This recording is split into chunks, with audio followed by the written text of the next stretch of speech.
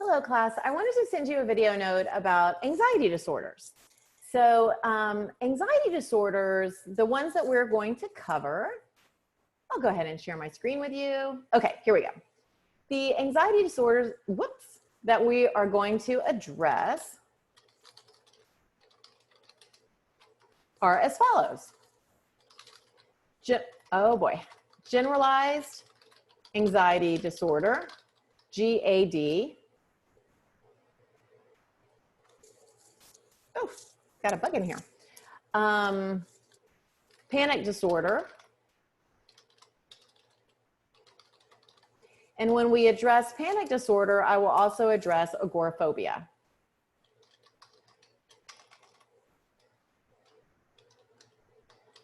Because they are correlated together. They often co-occur. In addition, in terms of the phobias, we've already covered a specific phobia, and so I'll quickly mention that again, and then we will address social phobia. And let's see, generalized anxiety disorder, panic disorder with agoraphobia, and then specific phobia review and social phobia, and I think we're gonna be good to go. So I'm gonna go ahead and start with generalized anxiety disorder.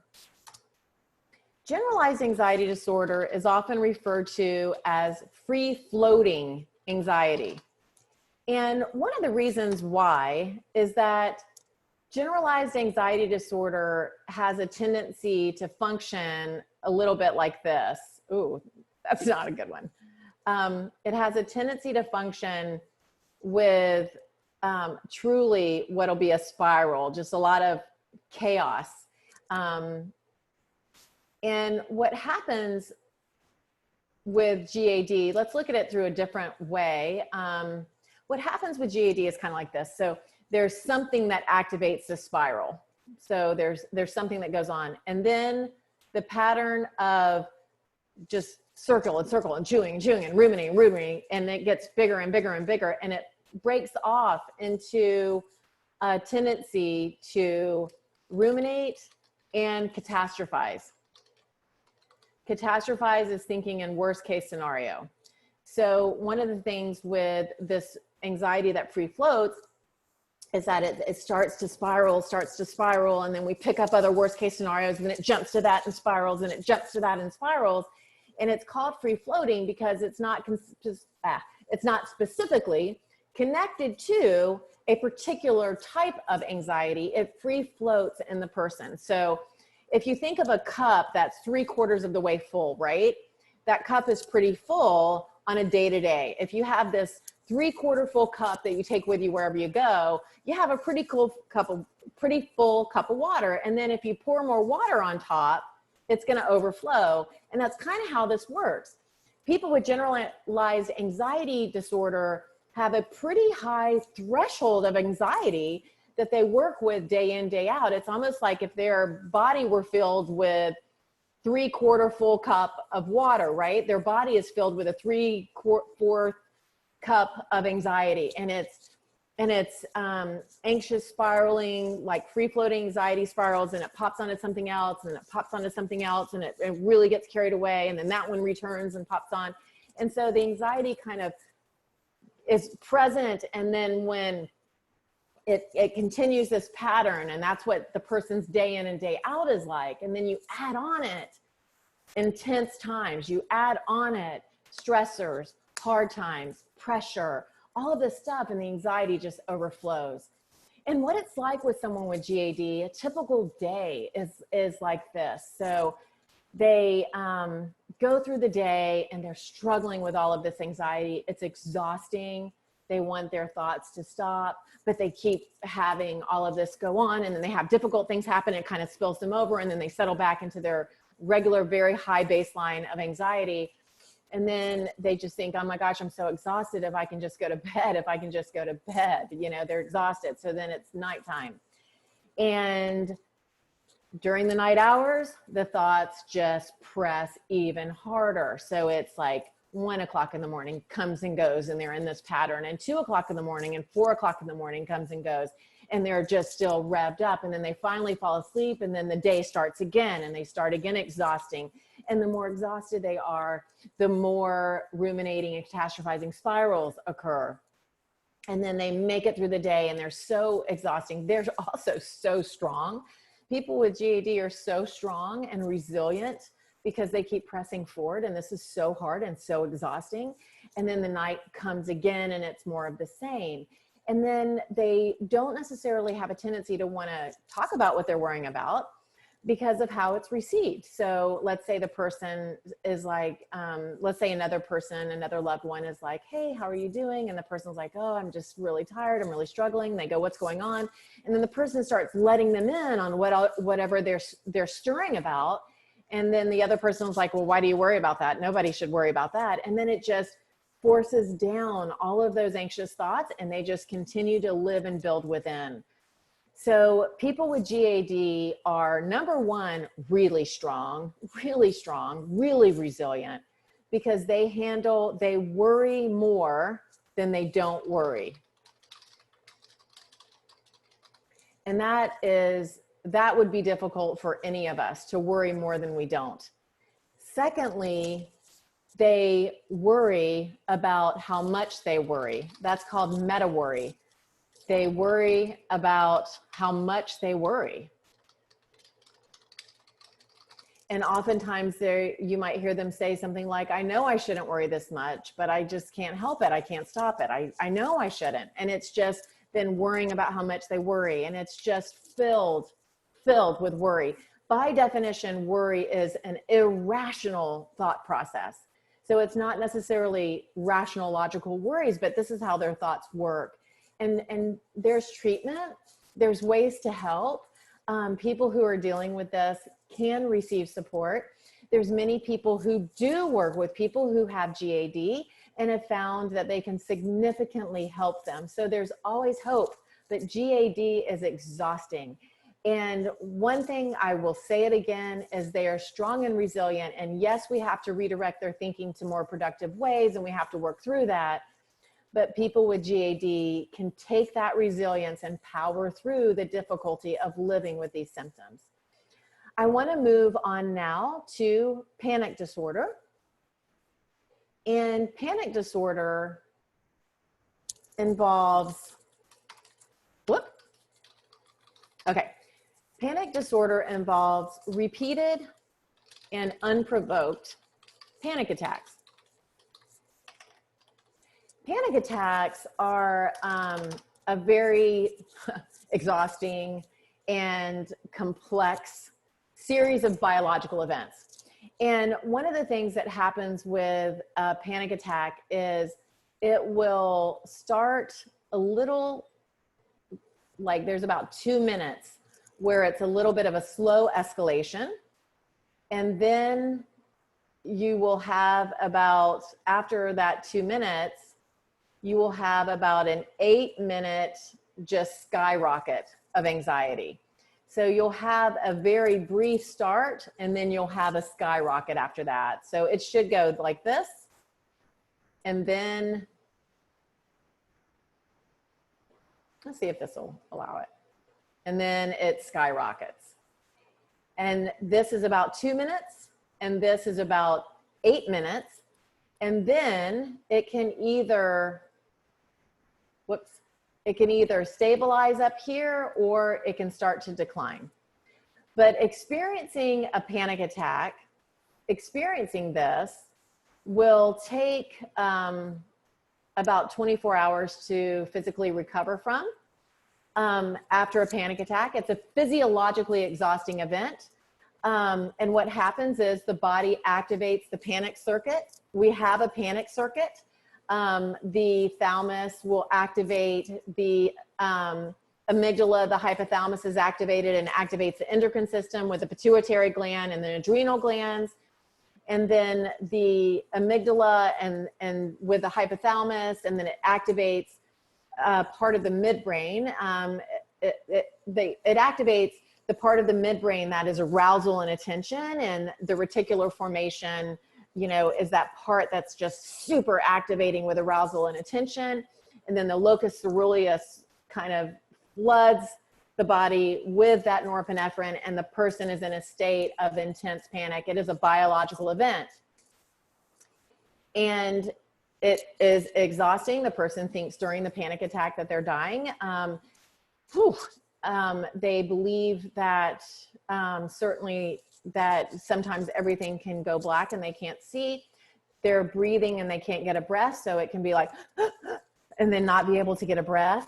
In addition, the heart is beating so hard it hurts. They can feel like they're having a heart attack, and the bottom line is they feel like they're dying. And the panic circuit, when it's activated like that, is profoundly exhausting. And as I mentioned, it can take 24 hours to recover from a panic attack. Some people are sent into the emergency room believing that they're having a full-on heart attack, only to find that it's not a heart event, that it is a panic attack. And that can be very upsetting because people are like, well, what's going on with me? Why does this happen?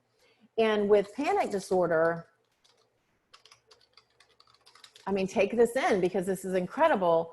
Panic attacks are repeated and unprovoked.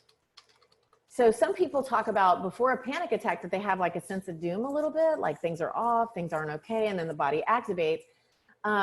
Some people can have that feeling, or some people can have nothing, like they're from sleeping to having a panic attack, doing something they enjoy to having a panic attack. And so it is difficult and distressing and upsetting and scary for sure. And because of some of those dynamics, the person can engage in avoidant behavior for fear of having another panic attack.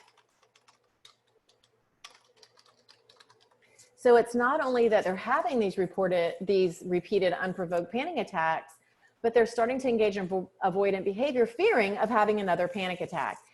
And for some people, that can result in agoraphobia.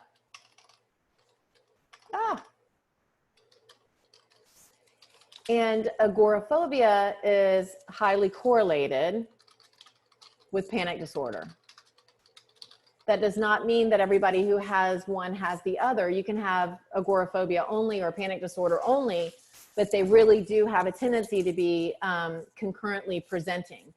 And agoraphobia often is referred to as a fear of open spaces. Sometimes it's also referred to as a fear of being separated from a safe place or a safe person. And the outflow of agoraphobia is that the person tends to remain in a secluded, safe space. It can be a room within a house. It can be the house. It can be a certain area of the house, etc., or the home for prolonged periods of time. We do have treatments that work for panic disorder, and we do have therapies that work with agoraphobia as well. So there's always hope, always hope. And with panic disorder, there's different strategies that are used. Sometimes medication strategies are used.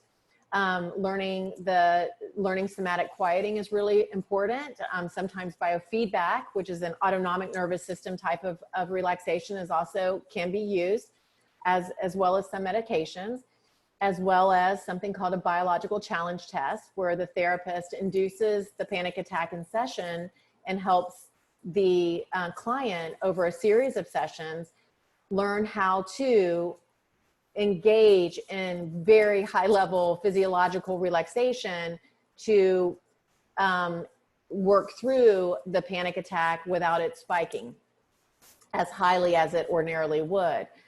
There's a lot of strategies used, like I said, medication and otherwise, as well as with agoraphobia. Typically there's medication work, there's psychotherapy that happens in addition to, at some point, exposure. And so at some point, the person, with the support of the therapist, with the support of sometimes a mentor too, someone who has already worked through it, will begin the process of leaving that safe place or that safe person. So there's always hope, there's always treatment. That is the most beautiful part of psychopathology, is that we're studying it all the time to help people who are living in pain. The last anxiety disorder we will cover is social phobia. This used to be referred to as social anxiety disorder. But with social phobia, if we look a second at what we discussed prior with a specific phobia, specific phobias are an irrational fear of a specific object or situation, and the treatment is systematic desensitization, which is based on classical conditioning.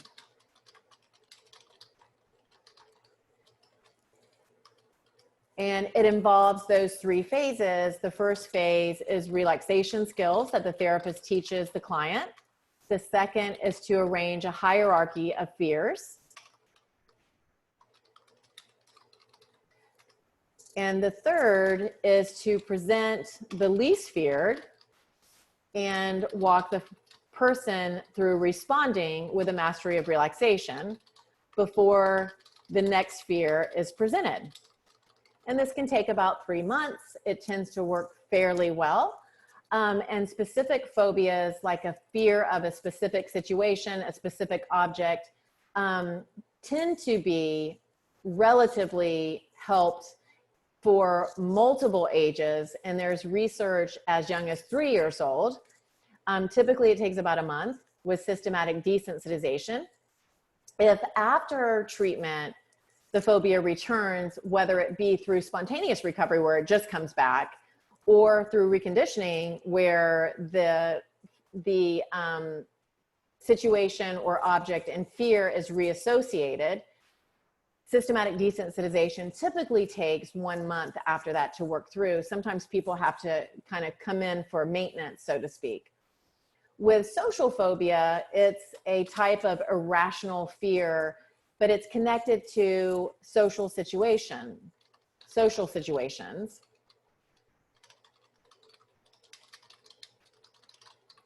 where the person has an intense social fear with most social situations, or it can be fairly specific.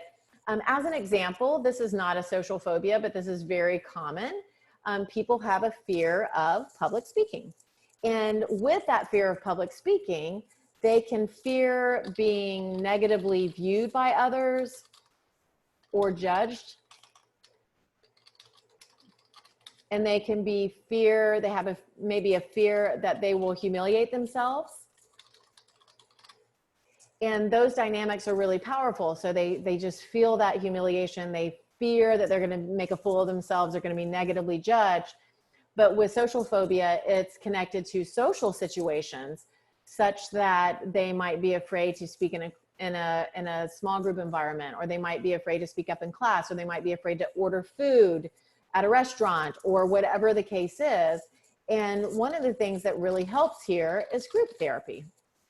When you do therapy groups with people who share the diagnosis, you can really work through in group therapy those feelings. They can practice with each other. They can practice, of course, with the therapist. The therapist can provide specific guidance on how to the thoughts associated with those behaviors and ways to tackle that. And then they can have support when they go into the world with the group and help support people through the exposure part of working through those fears associated with the social situations. So I hope that this video note has been helpful in reviewing the anxiety disorders. We discussed generalized anxiety disorder. We also discussed panic disorder, and we addressed agoraphobia as correlated with panic disorder. And then we looked at specific phobias and social phobias. And I hope this video note has been helpful.